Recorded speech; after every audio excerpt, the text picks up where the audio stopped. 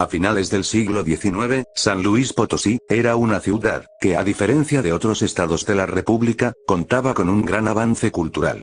Estaba al corriente con los avances tecnológicos de la época, y ya se empezaban a construir grandes obras en pro de los potosinos. En la medicina, era de los estados más avanzados de México. El tema es amplio e interesante, y creo que la historia de la medicina, en San Luis Potosí, es un tema que debe contarse, en su propio video. En esa época, había una comunidad de empresarios extranjeros, radicando y trabajando en la ciudad. Ellos provenían de Alemania, China, y demás partes del mundo. San Luis, era un nicho importante, para que los empresarios colocaran sus negocios, oficios y carreras, con una alta probabilidad de éxito. De hecho, en un video anterior, te hablé del caso de Jorge Una, quien fue el pionero del diseño industrial en México, y América Latina. Pero, en este video, te contaré sobre el caso del Dr. Gustav Wagenstecher, de quien estoy seguro, que su historia te va a interesar bastante.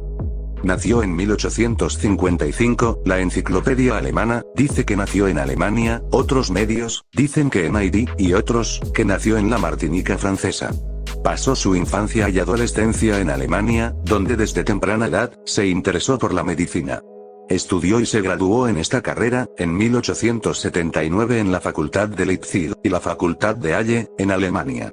Sin embargo, al cumplir 29 años, en 1884, decidió emigrar a México, para instalarse en San Luis Potosí, donde residiría, y ejercería su carrera durante algún tiempo. Llegó junto a su esposa María Blain. Se presentó ante la comunidad médica potosina, para solicitar autorización de ejercer su carrera, y después de revisar sus títulos, le concedieron el permiso, sin necesidad de presentar el examen. Su especialidad era la ginecología y la cirugía. Al poco tiempo, abrió su consultorio quirúrgico, en la calle Primera de Parrodi número 2.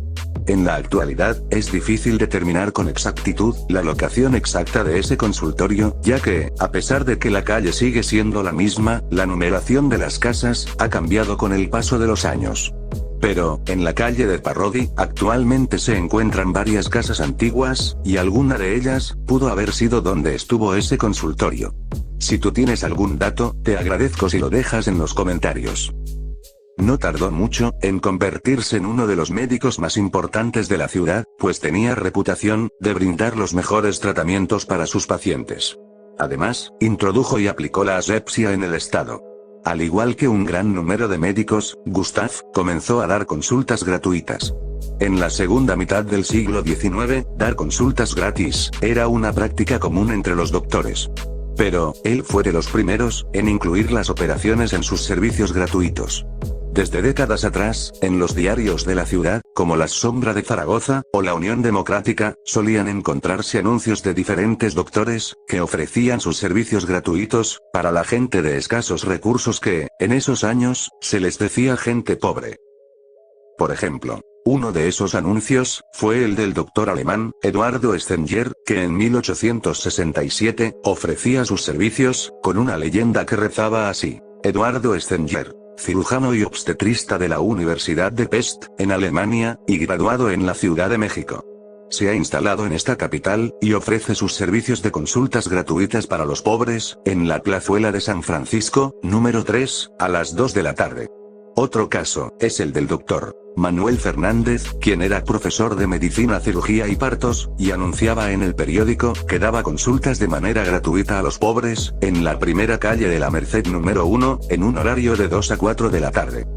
También el doctor Flaviano de Romero, quien ejercía como cirujano y partero, anunciaba en el periódico lo siguiente: el doctor Flaviano de Romero tiene el honor de ofrecerle al público de San Luis Potosí los servicios como médico cirujano y partero, en la calle de la Tamalera número 8. Se dan consultas gratis a los pobres, todos los días, de 2 a 4 de la tarde, excepto los jueves y domingos. Gustav Wagenstecher realizó importantes estudios y aportaciones en el campo de la ginecología y la cirugía. Algunos de estos, los registró en publicaciones en revistas y periódicos de medicina de la época. En 1895, realizó y publicó un estudio llamado Monografía sobre manifestaciones de la gonorrea. Trabajo por el cual, la Academia Nacional de Medicina, lo nombró socio suplente. Después, en dicha academia, se abrió una vacante como socio titular, para la sección de ginecología, al que Pagenstecher se postuló, pero, por diferentes intereses, le fue negada la oportunidad. Lo que lo llevó más tarde, a renunciar a la academia. En 1896, se realizó en la Ciudad de México, el Congreso Médico Panamericano, donde participó como vicepresidente, y en 1897, en Guadalajara, se celebró el tercer Congreso Médico Mexicano. Ahí fue invitado como presidente honorario. El periódico El Tapatío lanzó un artículo en el que habló del trabajo del doctor, publicando en sus columnas algunos de sus trabajos e investigaciones más importantes, relacionados con enfermedades e infecciones venéreas, como la gonorrea, sus manifestaciones y consecuencias para hombres y mujeres, lesiones pélvicas. Además, habló sobre sus trabajos e investigaciones de embarazos ectópicos, sus más de 30 operaciones vaginales, sus estudios sobre el origen de los prolapsus uterinos, y su tratamiento quirúrgico, y un caso de hidrosalpingitis unilateral, que fue operado exitosamente. Debido al buen trabajo del doctor, muchos de sus pacientes, como muestra de agradecimiento, solicitaban al periódico El Contemporáneo, que publicara cartas y escritos, en los que expresaban su gratitud y recomendaban sus servicios.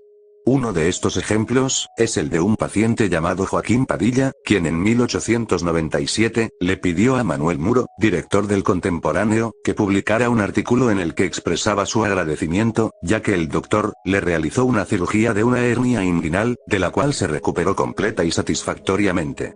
Estos reconocimientos, también llegaban de diferentes estados de la República Mexicana, lo que lo llevó a ser reconocido a nivel nacional. De hecho, cuando el ilustre músico y compositor potosino, Julián Carrillo, estudiaba en el Conservatorio Nacional de Música, en la Ciudad de México, estaba teniendo un gran éxito en su carrera musical, pues tocaba el violín de una manera extraordinaria. Pero, comenzaría a padecer de artritis en una mano, que le obligaría a pausar su proyecto por tiempo indefinido. Dicha enfermedad, se la quiso tratar en la Ciudad de México, pero los médicos no lograron curarla. Por lo que, al escuchar sobre el doctor Pagenstecher, se trasladó a San Luis Potosí, con la esperanza de que lo curara. El doctor le dio un tratamiento que al cabo de unos meses, lo rehabilitó por completo. Esto, animó al músico originario de Ahualulco, a regresar a la Ciudad de México, para participar en una audición en donde estaría presente el presidente Porfirio Díaz, quien al ver el talento del músico potosino, le dio una beca para ir a estudiar al continente europeo.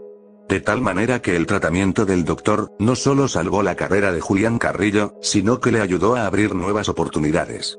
El también, descubridor del sonido 13, le escribió una carta en 1899, dándole las gracias por haberlo salvado. Dicha carta, se la regresaría al doctor en 1938, como recuerdo de lo que ambos personajes vivieron. En 1898, realizó la primera ligadura de meningea en todo México, la cual se considera una cirugía de alto riesgo y de primer nivel. Se la efectuó al señor Rafael Gutiérrez Barrenechea, quien era un personaje importante de la época. Y había sufrido un traumatismo craneoencefálico con hematoma subdural. En 1899, realizaría probablemente su proyecto más importante. Pues a inicios de ese año, anunció que abriría un sanatorio, que daría servicio gratuito, para las personas pobres. El doctor, había recibido muchas donaciones de parte de algunos de sus pacientes. Además, cuando se supo del proyecto, varios personajes importantes de la sociedad potosina, aportaron recursos para tal proyecto. Uno de sus benefactores, fue el señor Pedro Barrenechea, un acaudalado minero y pariente cercano de Rafael Gutiérrez Barrenechea.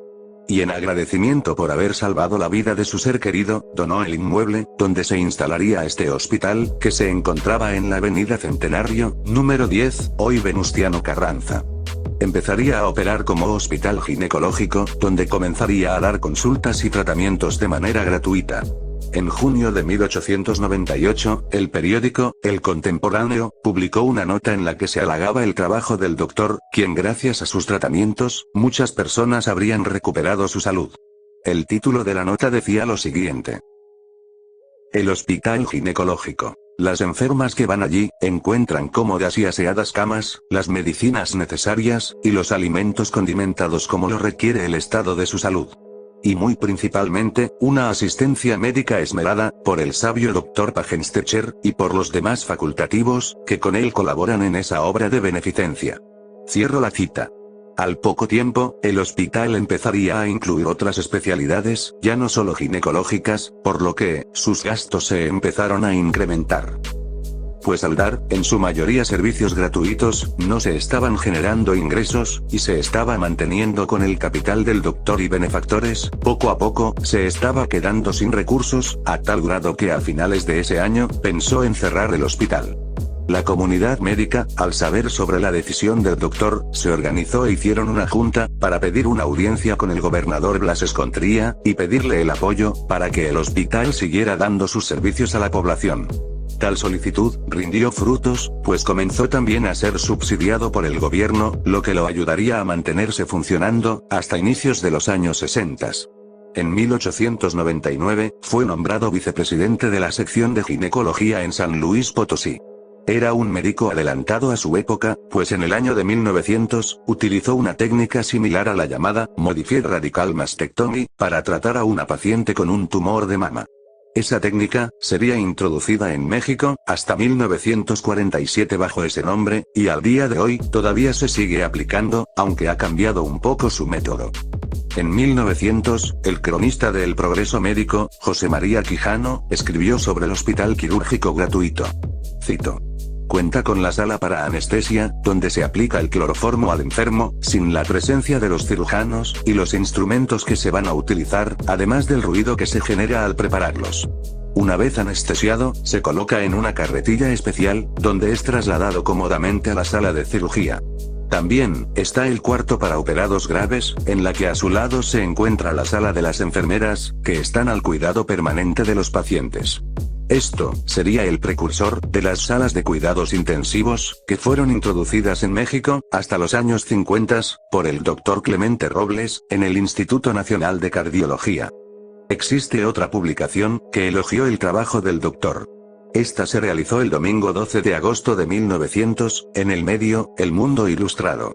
Digno de atención, es el consultorio que el Dr. Pagenstecher ha establecido en San Luis Potosí, donde se atiende solo a enfermos destinados a operarse, quedando prohibida la entrada a todo enfermo contagioso. A esto se debe la fama que tiene el doctor, como cirujano, en todos los estados del interior y del extranjero. Pues el reconocido médico de París, el Dr. Potain, opinó sobre la trepanación, que se le efectuó al señor Rafael Gutiérrez Barrenechea, la cual dice, que es la más perfecta y científica operación de ese género que puede hacerse. La clínica, está dividida en dos áreas, el departamento privado, donde se atienden a enfermos particulares, y el de beneficencia, gracias al señor Pedro Barrenechea, a enfermos pobres. Ya no solo se hacen operaciones de señoras, sino también, operaciones de alta cirugía, con brillantes resultados, como lo muestra la estadística siguiente. 2 tumores de vientre. 12 operados de órganos intestinales. 2 abscesos del hígado. 1 extirpación de pecho por cáncer. 2 amputaciones. 2 operados de la pleura, 1 resección de labio por cáncer. 14 operaciones varias, de cirugía general. 1 curación de hernia. 1 curación de fístula en mujer. Total, 38 operaciones, 37 con éxito y 1 caso desgraciado. Cierro la cita. En 1902, practicó las primeras 5 operaciones del apéndice, o apendicectomías, en México. El Dr. Pagenstecher, y su alumno José María Quijano, fueron los precursores en todo México, en practicar la cirugía de hipertensión porta, a través de la operación de Talma. Es decir, una intervención para tratar la hipertensión en una arteria, que va del intestino al hígado. Era un ginecólogo experto, y utilizó su influencia para beneficiar y propiciar el desarrollo, de la ginecología en la ciudad. Pagenstecher es considerado el padre de la cirugía moderna en San Luis Potosí, pues sus aportaciones fueron muy sobresalientes. Sin embargo, a inicios del siglo XX, Pagenstecher se mudaría a la Ciudad de México, y el hospital pasó a manos de Horacio Uceta, y luego del Dr. José Contreras. Hasta que en los años 60, cerró ya con otro nombre. Se convirtió en orador, pues pronunció varios discursos, ante Porfirio Díaz y Álvaro Obregón. Pero, fue en 1918, cuando su carrera dio un giro inesperado, pues comenzó a tratar de insomnio, a una paciente de nombre, María Reyes de Cierold, quien le permitiría realizar importantes descubrimientos en un fenómeno paranormal, que para muchos es desconocido. Por eso, no te pierdas el siguiente video. Este, se largó un poco, por la extensa información, pero estará disponible en los próximos días. Activa la campanita y suscríbete. Comparte y deja tus comentarios. Un saludo y hasta pronto.